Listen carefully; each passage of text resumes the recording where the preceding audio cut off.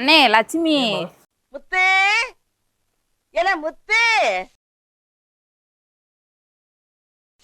ஒரு வார்த்தை கேட்க ஒரு வருஷம் காத்திருந்தேன்.